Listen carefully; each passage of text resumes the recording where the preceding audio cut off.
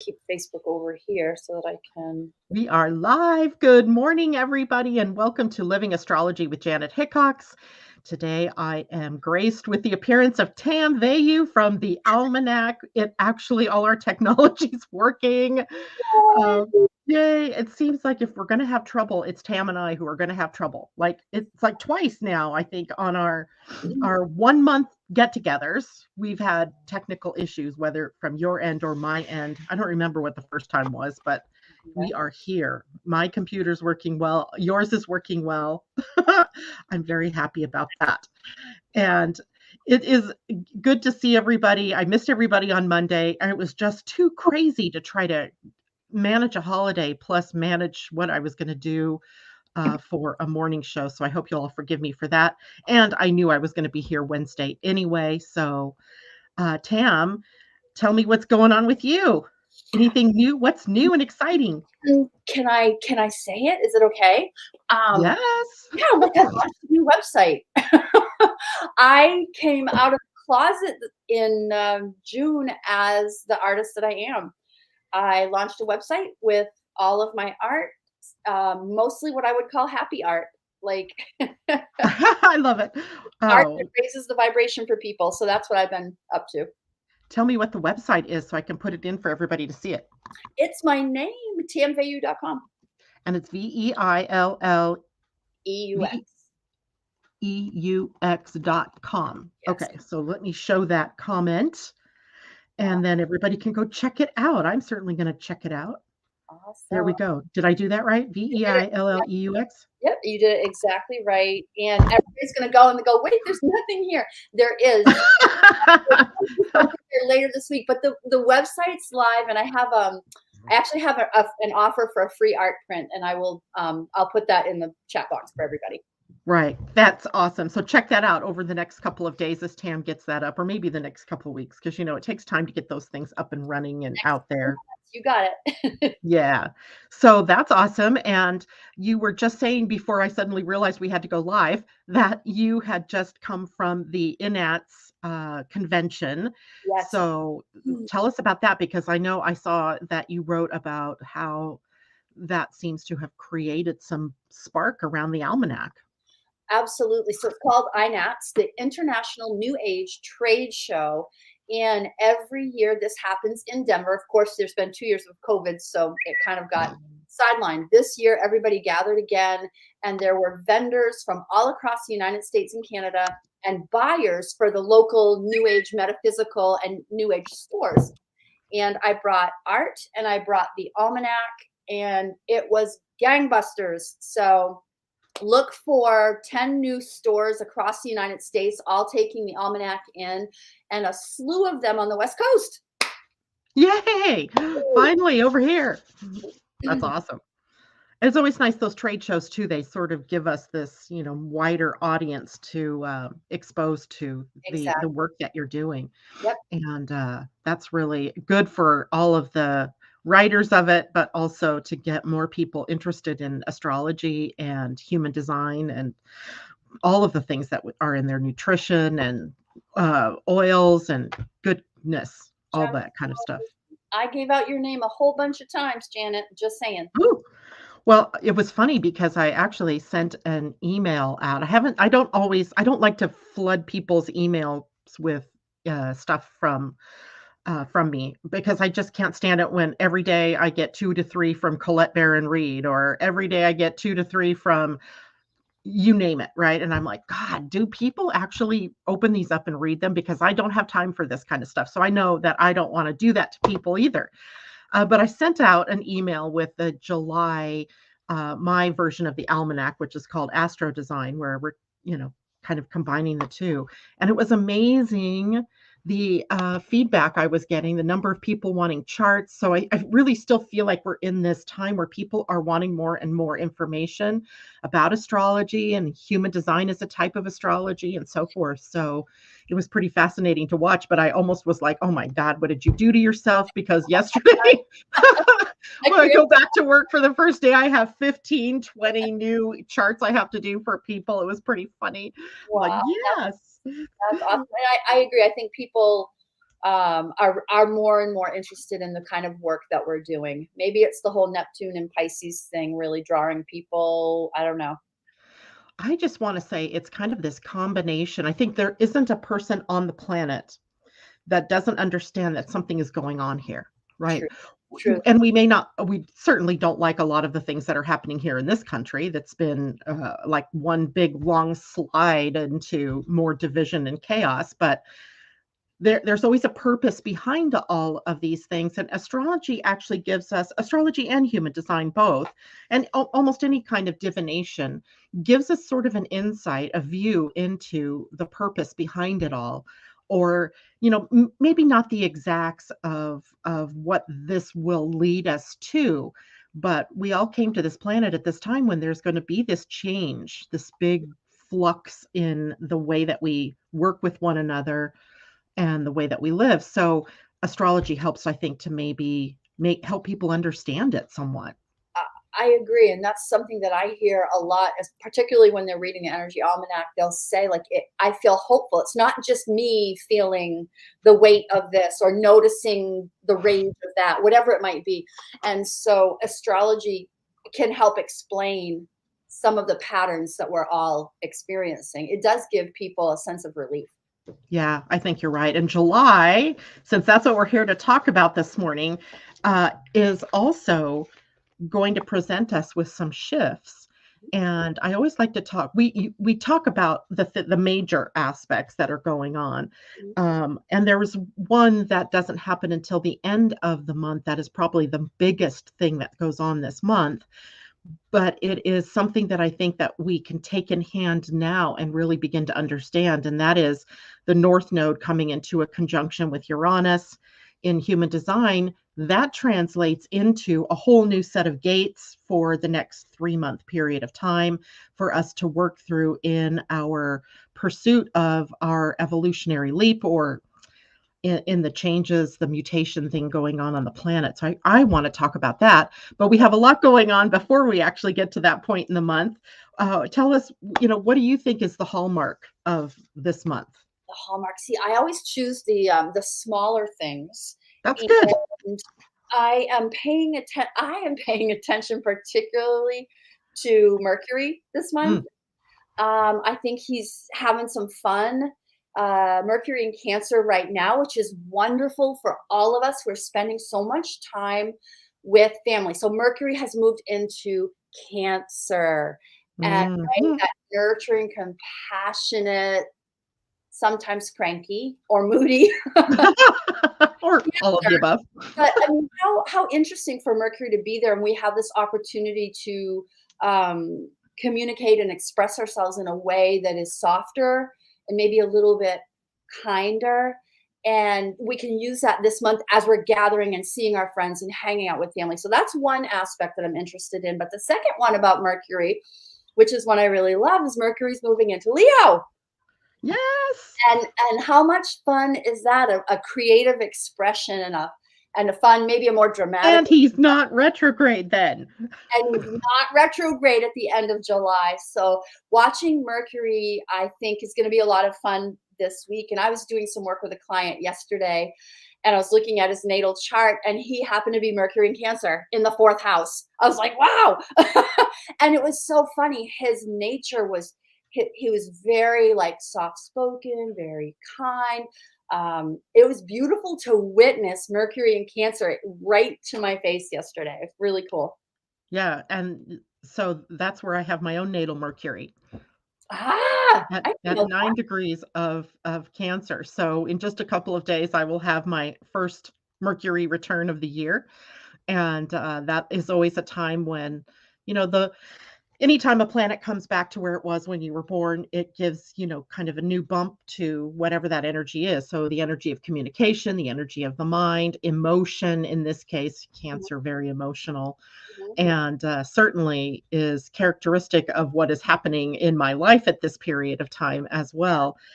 But as well, the same day that Mercury moved into Cancer, Mars also changed signs. Yes. Yeah. And I think that also softens up the energy, because Mars in Taurus doesn't have the same verve and the same, pushy kind of energy as he did when he was in Aries. For sure. Yep, I actually highlighted that to discuss as well. I think that's going to be really interesting to see. I know I already feel this in my world, like the discussions and the actions that we're taking. My husband and I are talking about personal values. We're talking about money and budgeting, and it's interesting how it plays out. It's funny how things shift when you even if you're not paying attention, like all weekend long, I wasn't paying attention to anything but, the weekend. And you notice when things start to shift. Or at least maybe because for years I've been doing astrology, but energetically, I think everybody probably has had that feeling of something's changed, Yeah, something shifted. And of course, two planets, inner planets of all things, right? The ones that affect us personally, changing signs kind of dials back the energy a bit. In this case, because of the signs they've moved into. oh So yeah, changing the energy, but sure, dialing it back in this case because Mars doesn't have the same traction in Taurus. In fact, I right. think frustration may be the more Could be. likely feeling Yeah, for some people. For some yeah. people, other people are going to like, slowing down. I was just on the front porch this morning saying goodbye to my husband as he went off to work, going, if only things could slow down. Like, I still feel like I have so many things to do for the summer and no time to do it. No time to do it. You're right. It would be nice if the whole world would slow down, but with Jupiter in Aries, I'm not sure. But look at this, the note that stays on my computer. Uh-huh. Tam, slow down. I love it. I mean, because it can be a very conscious choice. We know that Uh-huh. the world is fast right now, but it's a very conscious choice to slow down. I am naturally that person who moves quickly. And so I have to have notes that go, I bumped my elbow so hard this morning, it brought tears to my eyes. Tam, slow down. It didn't have to bump my elbow, but it did. Yeah. Again. But it is their little wake up calls that say to slow down. And Mars in Taurus is going to be much slower. It is now fire in an earth sign. And unless you have a lot of air that's fanning the flames, you're going to have a Mars that's going to have to dial back the quickness. But you're right, Jupiter's still in Aries. Yes. And so we still have a planet that is kind of ramping up things. But even he will soon slow his roll. Right. Yes, As he's that's on my radar. Yeah, in fact, I should have checked the date, but I know it'll be sometime this month that he moves actually into the shadow of his retrograde period because he turns retrograde on the 28th Yep. of this month. I don't know when the So show. so likely he's already in that shadow period, and I was noticing he's already at the degree that he will turn retrograde at. So we are Oh, definitely in that shadow, maybe not direct, not exact at the minute, but he's in 8 degrees already. mhm. So they kind of sit around for a while on that degree before they change direction. And so we might have a feeling even of a little bit of stagnancy, or maybe what we're trying to do is to hurry up and complete things or to get things done so that it's like off our plate so that we can, have more fun and play. Great. It is summer. Uh, yeah. And now Mercury later this week on Friday, the 8th, is actually coming into a square with Jupiter. Yes. Any thoughts about that? Um, no, actually, I didn't have that on my radar. Mars is going to square Jupiter. Let's see. No, not Mars, Mercury. Oh, Mercury is going to square Jupiter. Oh, that would be conversations. I would say interesting conversation about the actions we're taking toward money, finances, values, tangibles, right? Yeah, Mercury in Cancer is also security oriented. There So you there's a lot of home, the go. feeling of belonging and, communicating with family and communicating in this case with Jupiter may take Jupiter in Aries is a little bit pushy. Right. Is a little bit fraught with action, thinking what is that? Act first, think later energy. But maybe Mercury will in Cancer will help us to slow down enough in our thinking before we take actions that might imperil us for the retrograde period of Jupiter.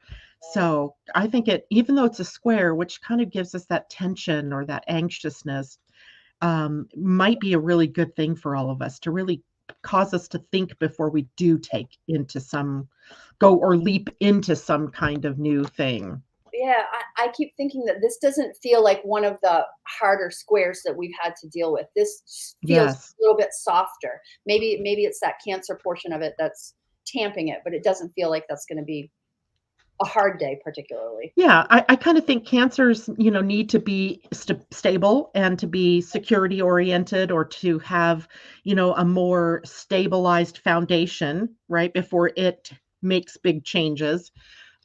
Will really help Jupiter in this case from running away with us. Right. Runaway optimism isn't good either, right? We don't want runaway optimism as well. We don't want the lack and scarcity that can sometimes come up with Mercury energy as well, or not Mercury, but Cancer energy. So maybe a balance of how do we move forward with a plan. Right. And, I want to make sure people understand this too, that Cancer is a water sign. So our thinking does take on a lot of emotional qualities during this period of time. So you have Mercury, a planet that is more logical, more mental focused, in an emotional sign. And it was funny because I've received emails from several people already talking about emotions. Why am I so emotional? Or why are all these things coming up? Yes. Yeah, you can almost think, Mercury in Cancer, because we'll need to balance our mental, logical, analytical thinking with the emotions of whatever it is that's coming up, our triggers, etc. Absolutely. I know I personally recognize every time the moon is Cancer, I can go, I am so weepy. I guarantee the moon is in Cancer. I feel like I know for myself, even though I'm ruled by, Mercury is the ruler of Virgo, I feel like when Cancer is about, holy mother, it's very, very emotional. Yes. Yep. Yeah, and Cancer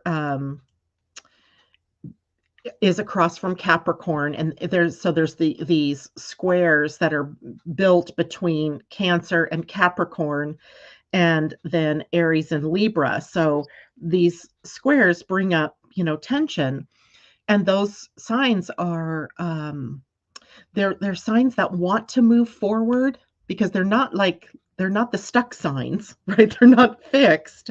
They're kind of the cardinal signs, and they want to take a step into new territory, but certain things have to be there first. One of which for Cancer is sort of the security, stability, a foundation, owing to, Capricorn being in its opposite.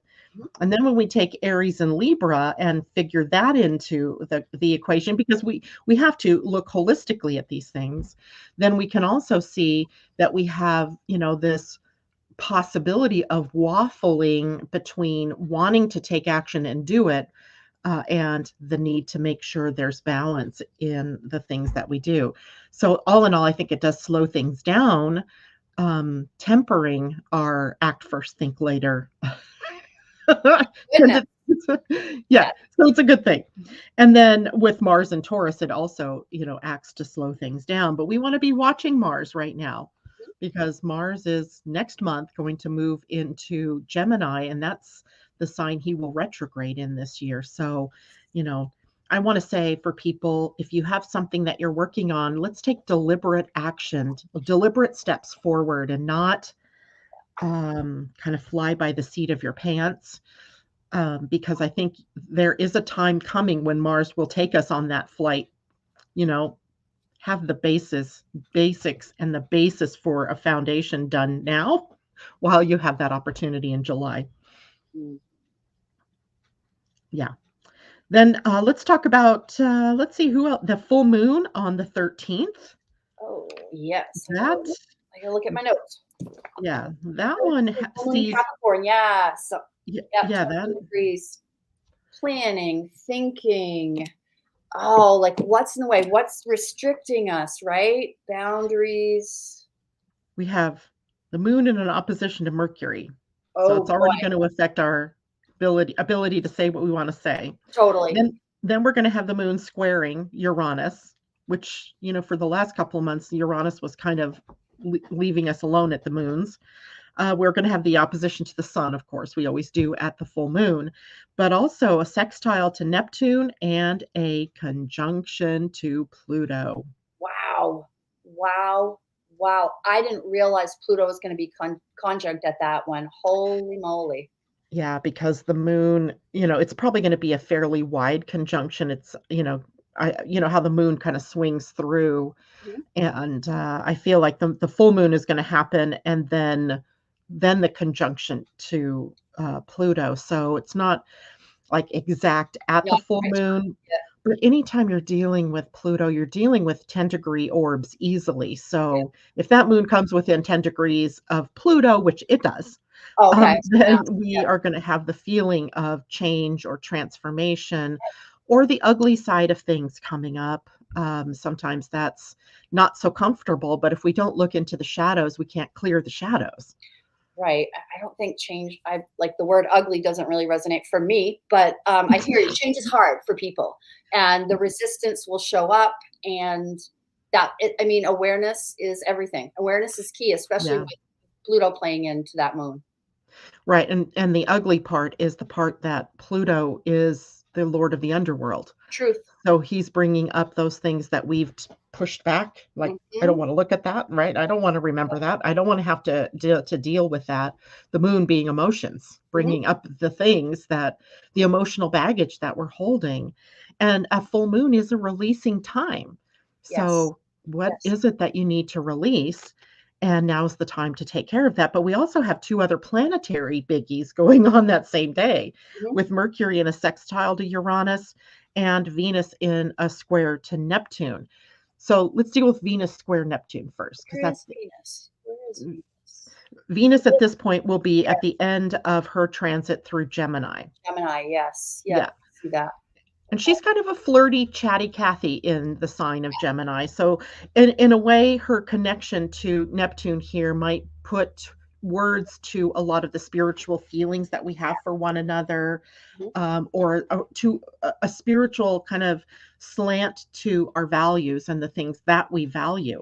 Mhm. And even though it's a square, when you with Neptune and Venus together, you're dealing with the energy, the bigger energy of love. Mm. So love on the physical human side of things, and then also the spiritual side of things. So the more unconditional love meets the more conditional aspects sometimes of love, and helps us to see love in a bigger picture, maybe. Yeah, well, I'm thinking about like how this could potentially. Sorry about my lighting. The sun just keeps disappearing.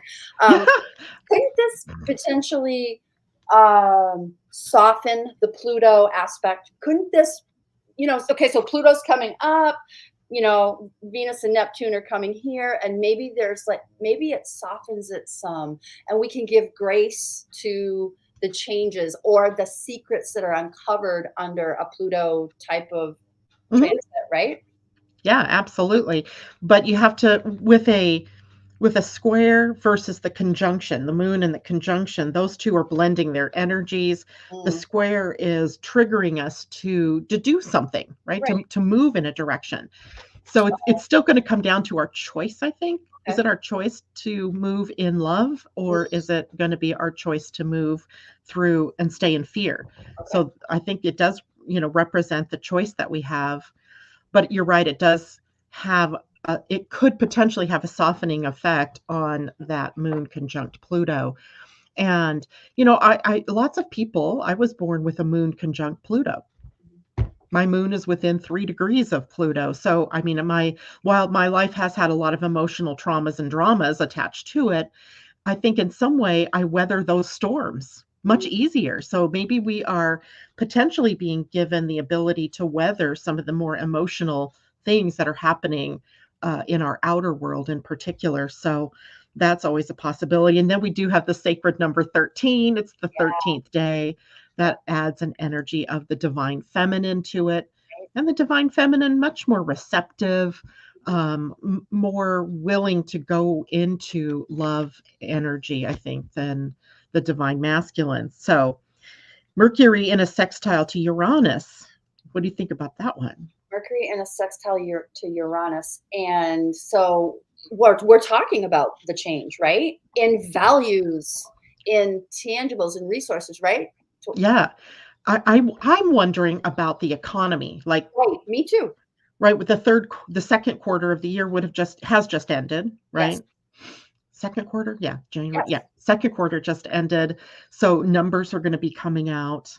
Hmm. I wonder what that's going to do now. Mercury in astrology, we often think of Mercury as ruling the mind, the lower mind, so our calculating, analyzing, thinking, data Right. recall kind of mind, while Uranus rules the higher mind. So the Higher. inspiration, the ideas, the aha moments, the epiphanies that kind of come into the lower mind from get kind of being ferried in by the higher mind. Mhm. And a sextile is a positive expression of those energies. So I'm wondering, like, brilliant ideas, right? Letting go of old thoughts about the way things might be or should be or could be I'll take and that. allowing something new. Yeah, I'll take that. But I'm pretty sure there's going to be an economic overtone there. I do Uh, too. I do too. I think it's really been on the horizon anyway. Just watching geopolitically, you know that something's coming. Um, let's see what they make of it. yeah. And what they make of it doesn't have to be what we make of it. Beautifully said. Yeah. Beautifully said. Yes.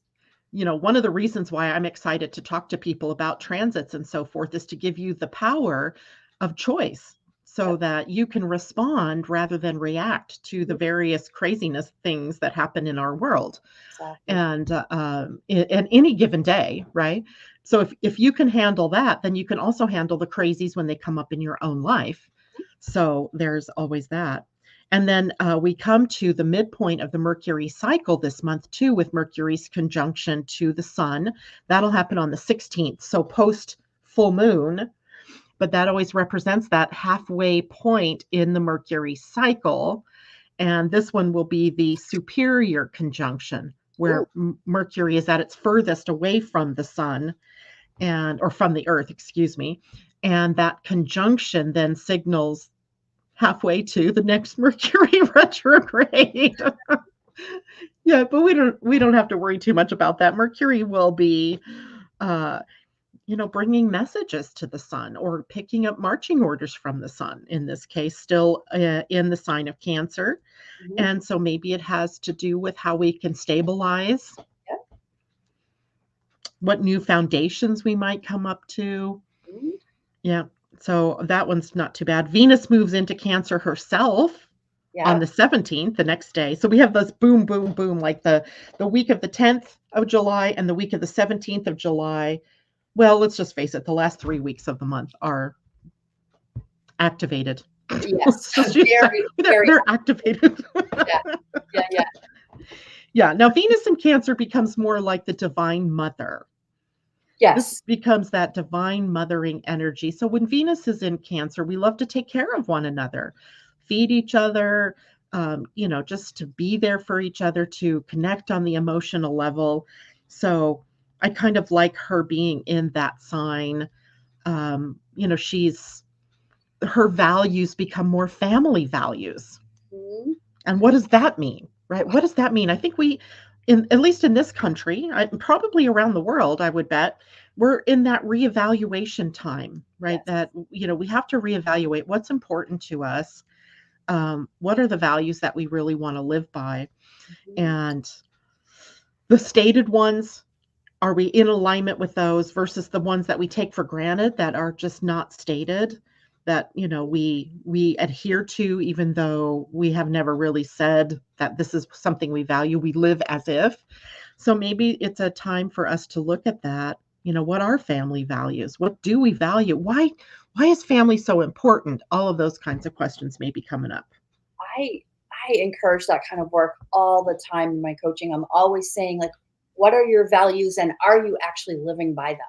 And maybe this Venus and Cancer energy is going to really help people, sit down and ask themselves those questions. It's very interesting. I'm thinking about the rest of my summer, most of the rest of my summer. My daughter is moving in to live with me for a few weeks because she's coming from out of state, and that whole family and nurturing and mothering is it's going to be really interesting to see how that plays out here Is at she my relocating to Maine? she comes for the summer to stay because she still loves Maine, Oh, and eventually, yes, they are going to actually move to Maine. But so interesting timing for Venus to go into Cancer. I think that's is such a lovely, soft feeling. Like my heart just softens just knowing those expressions are going to come through for a good chunk of time at the end of summer. yeah, yeah, exactly. And then a couple days after that, that's when Mercury moves into Leo, Right. and we all love that. Yeah. Right. We all love anything in Leo. Yeah. And a few days after that, the sun moves into Leo. So Right. Right. So, plenty of drama, but also lots of playfulness. The playful yeah, aspect is the part that I'm excited about. A little bit of romance to flavor things for, I think it's going to be, I look forward to the funner aspect of it. And really having your eye on the drama. Is somebody playing to this? Is somebody acting out a part here? Or a is this, drama role. yeah, yeah, Are you acting out a drama role, yeah, right? yeah, We are also part of this, right? So thinking about, part of the you story. know, because Leo's, I think one of Leo's, beautiful high sides is its generosity, its Oh my heart gosh, centeredness, yes, right? yes, So what can we do to become more heart centered, to yeah, live from love, to live from a generous and magnanimous heart? right, And, I talk to people a lot about Leo in their charts because wherever it is in your chart is a place where you have a lot of love to give, a lot of generosity, a lot of goodness there. And also then the other aspect as well, the drama part of it and or the upsets, and that create the drama. But also, when we look at Leo in our chart, it's a place that if we live according to our heart, we're making decisions that are correct for us hmm, and moving forward into the things that we desire, the things that we love, the things that we want, which then opens up that field of that kind of generosity to everybody.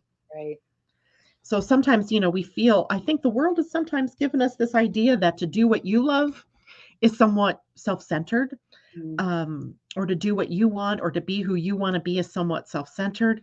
But that's exactly what we need, right? To be able to have that heart that's loving and giving of your fullness so that others can also pick that up and be that. That's why Leo rules the heart. That's why absolutely. Leo rules the spine as well, the part that, we stand up and we give of ourselves. It's a beautiful thing. Leo energy is just one to look forward to, I think. Yeah, I love that. So we end the that week with the sun in Leo. So now we have a lot of force of energy in that sign. Mhm. And any other things that you want to talk about in that respect? We do have a couple of tricky kind of things after that. Yeah, coming up after that, I saw that. Uh-huh. No, no, enjoy Leo season. I think that's all I have to say. I think you really have covered it. Yeah. The generous heart of the Leo is probably what I witness in my life around all the Leos that are in my world. Like it's amazing to me, and I'm always stunned by how generous they are. So, to the audience that's listening, pay attention to those Leo friends and notice that, and what can we learn by that? And I know that for me, when I witness the generosity, I'm all like, huh, how can I be more generous like that? It's pretty an interesting trait that they have. Yeah, and then depending if you know your own chart and you know where Leo is, that's the part where you really tune into generously giving.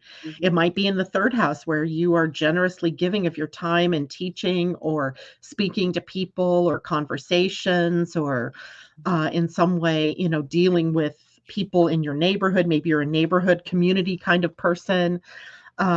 So take a look at where that is in your own chart because that's where a lot of focus will move as we get to the end of the month.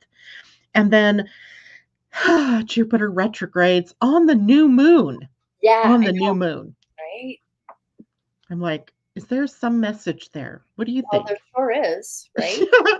Right. When the big planets go retrograde, so I mean big as in outer, I don't know why I said big, the outer planets, when they're in they're in retrograde for a much longer period of time Mhm. than the inner planets are. So Mars, Venus, Mercury, they retrograde more frequently. We're more familiar.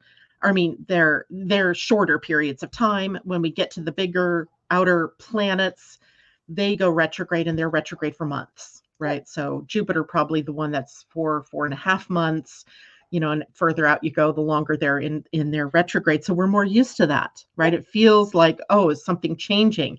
But what is changing during those periods of time is more of the society, the culture, the bigger collective is in change. And I feel like this is going to be, we have been gobsmacked in this country over the last couple of weeks with all these different changes that, court rulings and just crazy things, right, that are going on. And then you have the economy that's all, creating havoc and stress for everybody. So when Jupiter turns retrograde, it's a time for us to integrate all of those changes, put it in its right and proper place, rather than, I think, feeling so gobsmacked by everything. I look at Jupiter. I think of Jupiter, and I think a lot about belief systems. What do we believe about what's just happened? That's one of my biggest things, like a Jupiter retrograde would have me looking at.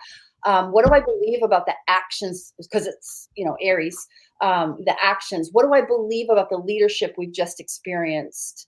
Those are the kinds of questions that I'm going to be looking at for myself. And by the way, like, I block time to actively think about these things, because retrogrades are about integrating information and assimilating information. And if you don't take the time to look at it and notice, then it's really all for naught. I mean, sure, it's probably going to show up in our unconscious minds anyway, but I'm a person who likes to actively do the work. So those are the kinds of things that I'm going to be looking at. And I'm going to ask you this, not tell you this. My assumption is, with Jupiter retrograde in Aries, that we're going to experience a sort of slowdown. And I hope so. Yep. Most definitely. Did you notice also that day the moon is in Leo? Oh, no, I actually, it is, isn't it? Yeah, the new moon it's July 28th. The moon will be in Leo. So interesting. We have Leo energy, heart energy, taking us into the heart. Wow. At the time of the new moon, and also at the time that Jupiter is in retrograde. Now,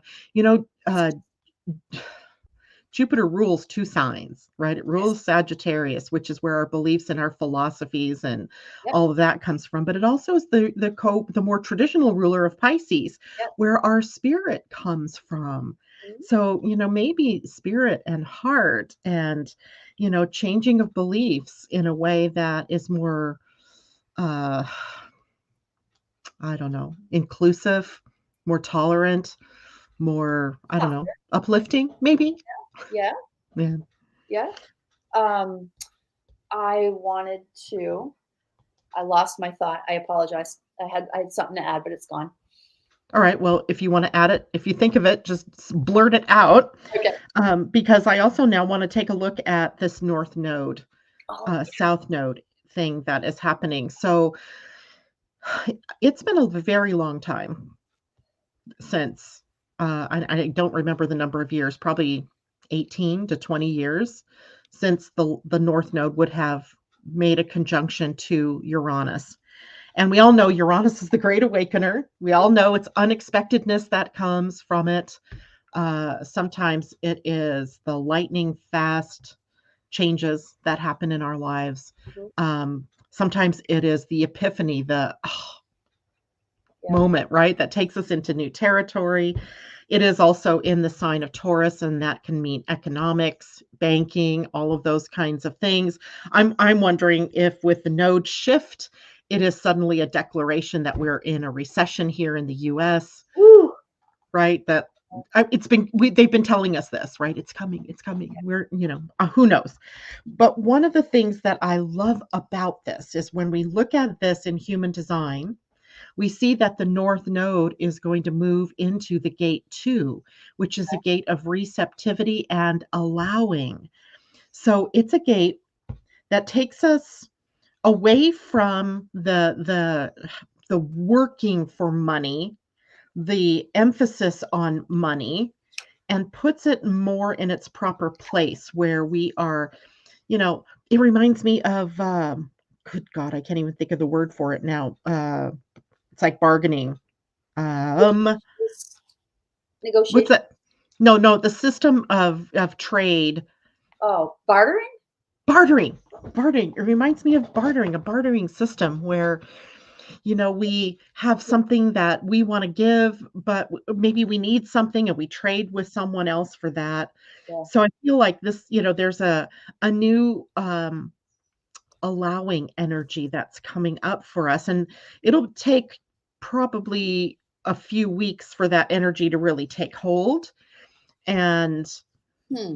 when it does, of course, it's like 3 to 4 months that it will be in those 2 gates. Now that puts the south node in the gate 1, and the south node is gonna tell us what we need to release, and this is collectively, right? Collectively, Right. because you all have your own north nodes, you all Right. have your own south nodes, but collectively. So that that idea of purpose and having to have a reason for everything and having to push our way out into the world. So Hmm.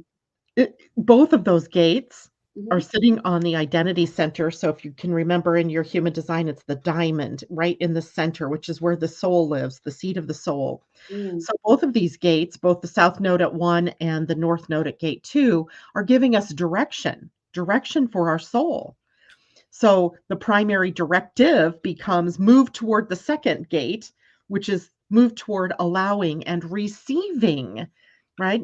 And allowing flow, the flow of abundance, the flow of love, the flow of direction, and not something that like the other side where you might want to work for it, or you're always on the hunt for it, or you're always looking for it, or trying to move towards it. So it becomes a much more receptive period of time that we're in. Hmm. I'm not quite sure how to square that with Uranus's ability to upset things, but Uranus has been in the gate too all year anyway. Well, I mean, when I think Uranus, it's revelation, and sometimes that's just an idea, right?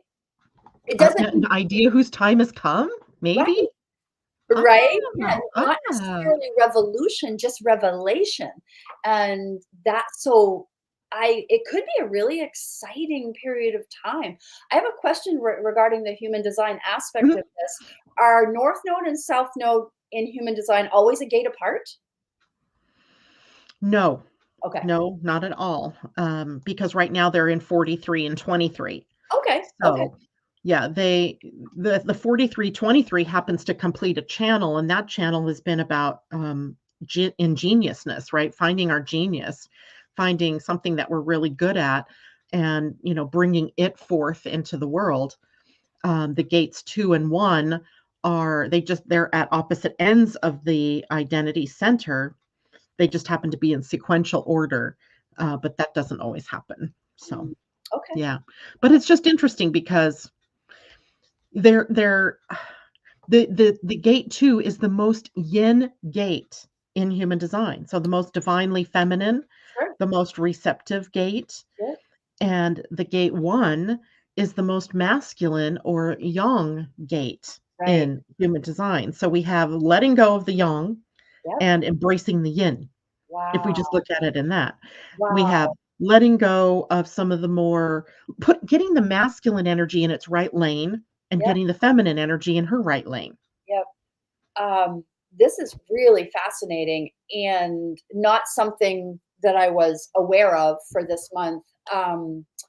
Best use of this time period for you, in your opinion? As we get to the end of the month, practice allowing and Ah, practice giving. Giving and receiving are all a part of the same thing.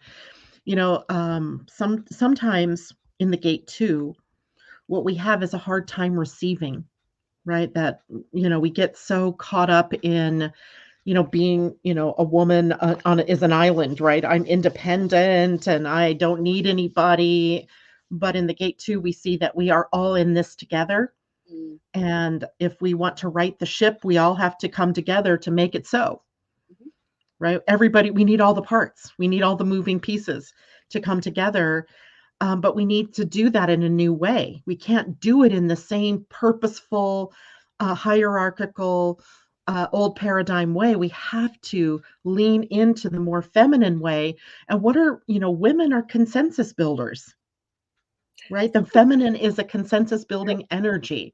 Yep. So we've had enough of the, butting heads and fighting and, that kind of energy. So now maybe we have to become more consensus building. I think that's a possibility, but we also have to do that in our own lives, right? We can't just keep barreling through, insisting that only our way is the right way. And, it's my way or the highway. We've done that in many different ways. If it's Yeah. good for me, it's good for we, right? Right. The me we, right? So Exactly. it's the me we time. And the fact that Uranus is in there might even signal a change in the collective consciousness, an awakening of sorts. An awakening, yeah, that revelation piece. What do we call that? An evolution leap, maybe. Okay. Right? But it might bear out over time. And, one little overlooked thing that I even overlooked until this morning when I really tuned into it is that today, the 6th, Yep. today is the 6th. Yep. We talk about the future so much that I'm like, what day is this? I never know. Today, Saturn moves back into the gate 49, which is the gate of revolution. Oh. So, in a way, that gate, it's on the emotional center. So we know that we have a revolution of emotions coming, right? Some kind of emotional reaction that needs to be tempered by response. And it changes, it's a mutative energy. It changes things up. And we've already had Saturn in 49 once this year. Then now it's retrograde. So he's moving back into it. And I want to say, let me check that really quickly. I think he's there for most of the rest of the year. Oh. And Saturn, yep, he's still in 49 all the way through December. So for the rest of the year, we have revolutionary energy sort of stimulating the undersides of everything. Wow. Yeah. And what we find we have to do with the 49. And it's interesting that it's Saturn there because Saturn is about duty and responsibility and deliberateness and taking steps forward, but in a goal-oriented sort of way, creating a stability and a foundation. Those are all very Saturnian kinds of qualities. But he's sitting in a gate that is having to do things in a different way. Mhm. So in 49, we have a tendency to upset black and white thinking. So black and white thinking sounds a whole lot like duality or polarity. And so Saturn comes along and says, you can't keep this as a part of your basis for living anymore. Well, isn't it interesting that Saturn is in Aquarius, and Aquarius ruled by Uranus, which is the one that can create rapid change or be revolutionary in its thinking, or yeah, that's Yeah. fascinating. So the gate is resembling the sign that it's in.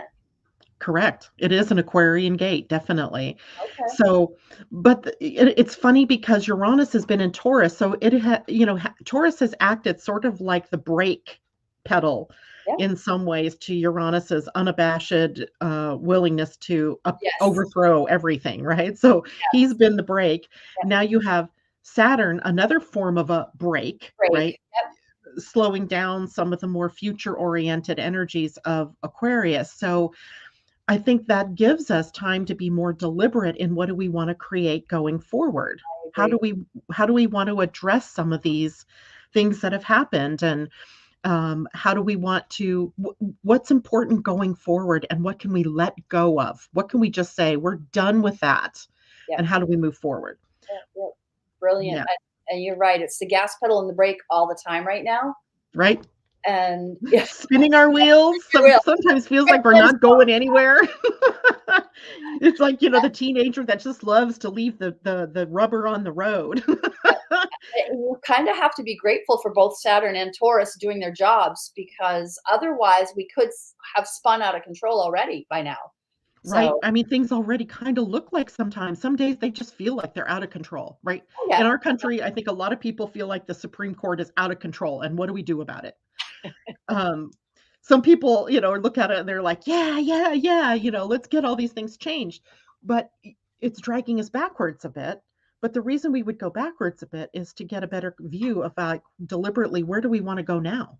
Mhm. Right? What do we want to, what does this mean for our future? We can rewrite the future, right? That's in our personal lives, but also in our collective coming together. So change is good, right? We don't always like it, Yeah. but it is creating a revolution. And sometimes I think we need to be shook to our very core in order to get us to change. I have to say, Unfortunately. I agree with you on that one. Yes. Yeah. But the good news for the rest of the month after Saturn changes gates like that, we don't have another big change until the end of the month. And that would be the change of the nodes into 2 and 1. And that happens on the 31st. But I believe the conjunction actually to Uranus happens on the 29th or 30th. So Yep. so it's just a day or so early, but you're going to feel that one coming. You're going to feel that one coming. Like yesterday, I'm just going to give you a personal thought going on in my own head. And this happens to me frequently. So it's not a new thought. And we don't have to act on our emotions, by the way. Right? We don't have to act just because our minds take us somewhere. My thought was, yeah, I just want to be a farmer. I don't want to have to be responsible for telling people about the transits or about what's going on in their lives or how to realign their souls or how to do any of that. I just don't want to do that. I just want to grow sunflowers. Yeah. They don't talk back. They don't have problems. And if they have problems, like I can handle those. And then I started just cracking up at myself because that's a recurring pattern in my life. When the tough tough things start happening, I just want to go be a farmer. Yeah. Right. How very Uranus in Taurus of you. Right. Well, I have my own Venus in Taurus, and Oh, Uranus has been sitting sort of on my Venus off and on over this year. So, like, yeah, okay, let's get back to the simplicity. I think it's the simplicity that I'm craving, yeah. No, right? I would agree with you with that. When things are speeding up and you just want, okay, if I throw out that project, that will create space and then it can be in the garden more. I hear you. And the work that you do is big and it impacts people at a deep level. So Yeah, I hear yeah, you. and sometimes you just need to break from that. I think that when that happens, I think, oh, there's this call for me to get back to the basics. So camping going to bring me back to my solid base, back to Absolutely. my norm self. But if you're feeling that, don't be surprised by it, right? It is something that just is, I think there is a bigger call behind all of it Yes. with Uranus and Taurus to simplify, Mhm. to get ourselves back to when things were less complex and life didn't have the kind of pace that we've been subjected to, well, for literally all of our lives, but especially the last 20 years or so. Mhm. I agree. Yeah. I think the part of the Uranus in Taurus is I'm always looking at the food piece, the Taurus Oh, and their food and like how it's bringing us. I know I buy 85% of my groceries locally now. I will go to the farmers market every week. I am buying my meat locally. I think that's part of Uranus and Taurus. It's changed yeah. my personal value system, but also like Taurus and nature and all of that. Like I just think it's part of that whole transit. You're absolutely right. My daughter's getting married in October, and she and her fiance have decided that everything that they do is going to be local. Nice. So, local cake makers, and not that we wouldn't normally do that anyway, but everything is going to be about celebrating and supporting local vendors. And Beautiful. yeah, so she's going way out of her way in some cases and paying a little bit more in some cases to Mhm. get things, from this local county that we live in instead of going to, say, Seattle, the bigger area, That's to get beautiful. things or buying things on Amazon instead Right. of, buying things from the local places. So I think that feels almost to me like a bigger theme that's going on with a lot of people. Yeah, I agree with you 100%. I do. Yeah. I hear people all the time, less Amazon, less Amazon. They'll think before they click, really. Yeah. I and I think it's a great thing. Yeah, and not that there's something wrong with Amazon or anything like that. That's not what we're saying, but think of the impact that just one company has had on all of the local All the locals. family-owned, Right. companies. So Yeah. do what you can to uphold them because someday when they're gone and you miss them, Mm, then we're all only able to buy from Amazon. box stores or big companies. Yeah, exactly. Yeah. So yeah, go to your farmers, go to your farmer markets, buy the local produce or meats or whatever it is you need to support the local businesses.